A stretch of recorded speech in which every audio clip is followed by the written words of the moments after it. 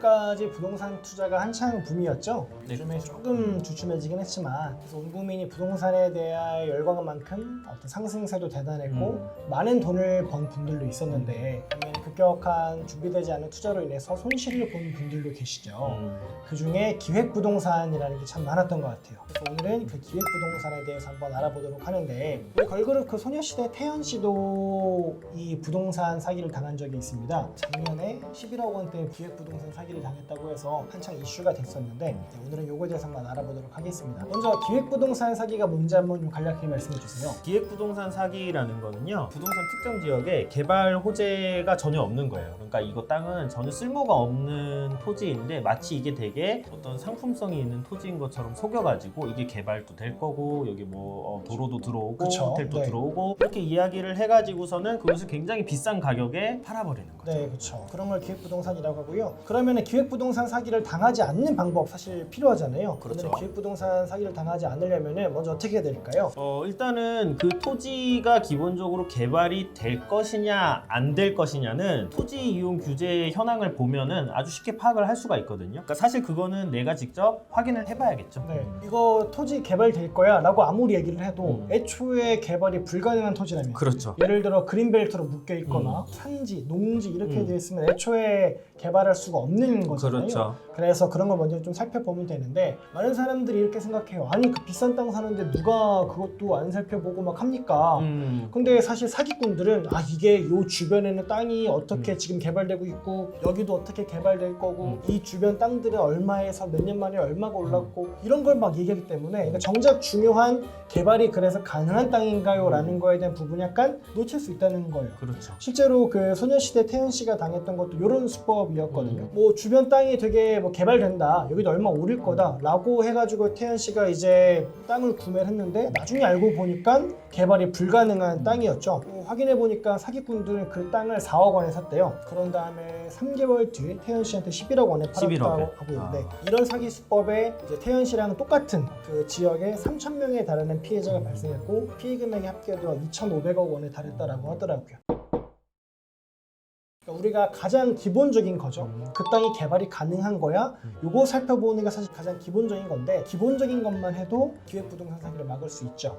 그렇죠. 이런 거는 어디서 확인할 수 있을까요? 토지 이용 규제 현황은요. 그 토지 이용 규제 현황은 인터넷에 토지 이음이라는 사이트가 있거든요. 네. 해당 사이트 가셔가지고 토지 주소 검색해보시면 바로 조회 가능하시니까 투자를 생각하고 있는 토지가 있다라고 하면은 그 해당 사이트 들어가셔가지고 한번 검색해보시기를 꼭 권해드리겠습니다. 네. 첫 번째로는 토지 이용 규제 현황을 살펴보자. 두 번째로는 전화가 왔으면 믿지 말자. 그쵸. 네. 전화 쓰면은 다 보이스피싱이죠. 그쵸. 예. 보이스피싱 아니면 다 사기입니다. 왜냐면은 그렇게나 좋은 땅인데 땡만 모르는 저한테 전화해가지고 이거 투자하시죠 라고 할까요? 안 하겠죠. 그렇게나 큰 시세차를 거둘 수 있는 투자권이면 본인 직접 하거나 그렇죠. 본인 정말 가까운 가족 친척들한테 소개하지 전혀 모르는 사람한테 전화해가지고 여기 뭐 100배 오를 거니까 투자하세요. 절대 안 그러겠죠. 그렇죠. 네. 근데 이때 사기꾼들이 많이 하는 게 그러니까 안심시키려고 이런 생각은 다 하니까 안심시키려고 아유 저도 투자했고 저희 부모님도 투자했고 저희 동생도 했고 다 했어요. 그런데 남는 여유분이 있어서 연락을 드리는 거예요 라는 얘기를 진짜 많이 하잖아요. 그것도 뭐다?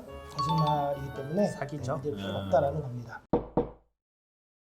자, 세 번째로는요. 한번 방법 설명해 주시죠. 토지 기획부동산에서 좀 유형화된 수법이 하나가 있는데 네. 토지를 이제 쪼개놓은 거예요. 쪼개놓고서는 싸게 파는 거죠, 한마디로. 그러니까 덩어리로 팔면 비싸니까 이걸 네. 쪼개가지고 여러 사람한테 파는 거예요. 그럼 사는 사람 입장에서는 네. 부담이 없는 거죠. 그쵸. 뭐 이 정도 금액은 쓸 수 있겠다라는 생각이 드니까 이거를 덜컥 구입을 하는데 사실은 그거는 이제 사기인 네. 것이죠. 그러니까 1,000평 정도 되는 땅을 혼자 갖고 있었는데 요거를 한 평에 한 평 이렇게 해가지고 1,000명이 땅을 소유하게 그러면은 피해자 입장에서는 내가 당장 사야 되는 땅은 한 평 정도밖에 안 되고 한 평보다 좀 더 되긴 하겠죠. 되게 작고 그러다 보니까 피해 금액도 이제 몇 100만 원대에서 1,000만 원대잖아요. 그러니까 당장 우리가 땅 산다고 하면 수억 원, 수십억 원이 들어갈 거로 생각을 하는데 기획부동산 사기치는 애들이 요거를 피하기 위해서 땅을 작게 쪼개놓고 작게 파는 경우가 있는데 너무 작게 쪼개놓은 땅에는 투자하지 않는 게 그렇죠. 좋다라는 그리고 이게 문제가 나중에 팔 때도 문제예요. 맞아요. 안 팔리거든요. 네, 그렇죠. 네, 그래서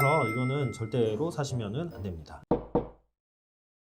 그리고 마지막으로는 공유 지분에는 투자하지 않으시는 것을 권유드립니다. 이게 방금 말씀드린 것처럼 기획부동산 사기꾼들이 어떻게 하냐면요, 되게 큰 땅을 작게 쪼개요. 그런 다음에 파는데 이런 사기 수법이 횡행하니까 국가에서 땅 쪼개는 거를 막아놨어요. 그러니까 전부 다 막는 거였는데 엄청 땅을 작게 짰는 거는 이제 금지시키거든요. 그러니까 사기꾼들이 하는 방식이 뭐냐면은, 그러면은 1000명의 땅을 1000명이 공유. 그래서 내 지분은 이 땅의 1000분의 1만큼의 지분. 이렇게 돼 있는 게 진짜 많은데 이거는 거의 100% 기획부동산 사기거든요. 그렇죠. 그렇기 때문에 공유 지분에는 투자하지 않으시는 게 좋을 것 같습니다. 그리고 제가 보면은 그 소위 말하면 이런 사기에서 브로커라는 분들이 늘 그쵸, 하거든요. 맞아요. 이분들이 늘 하는 얘기가 결국엔 이렇게 해서 뭔가 개발이 안 되면, 뭐 나중에 판매가 안 되면 우리가 다시 재매입을 해주겠다는 맞아요. 얘기를 되게 많이 하더라고요. 네. 그런데 만약에 누군가가 재매입을 제안을 하면서 이걸 투자하시라고 말을 한다면은 이거는 뭐 그 자체로 사기다 이렇게 평가를 하셔도 네. 무방하다 이런 말씀 드리고 싶어요. 기획부동산 사기 당했을 때 혹시 피해금 돌려받는 방법이 있을까요? 사실은 이게 그 중간에 사기친 사람들은 다 흩어져 버려요. 네. 다 날라가 버리고 토지를 파는 주체가 법인인 경우가 많은데 맞아요. 법인은 사실상 이제 깡통인 상태로 남기 때문에 결과적으로 민사소송을 하게 되면은 이거 받기가 좀 너무 어려워요. 그렇죠. 그리고 이제 형사 고소를 하여야 하는데 형사 고소도 사실은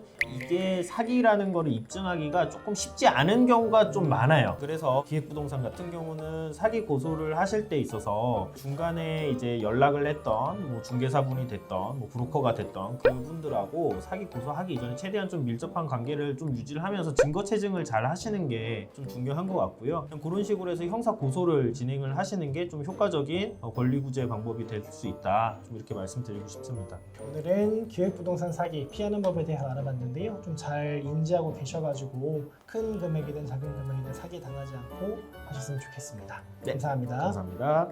법무법인 A파트에서 사기꾼 백서라는 전자책을 작성해서 무료로 배포해드리고 있습니다. 열심히 읽어보시고 숙지하셔서 사기 피해 방지하시기 바랍니다. 용 변호사님이 직접 쓰신 건가요? 그렇습니다. 네, 많은 사랑 부탁드리겠습니다. 감사합니다. 이상한 것 같은데.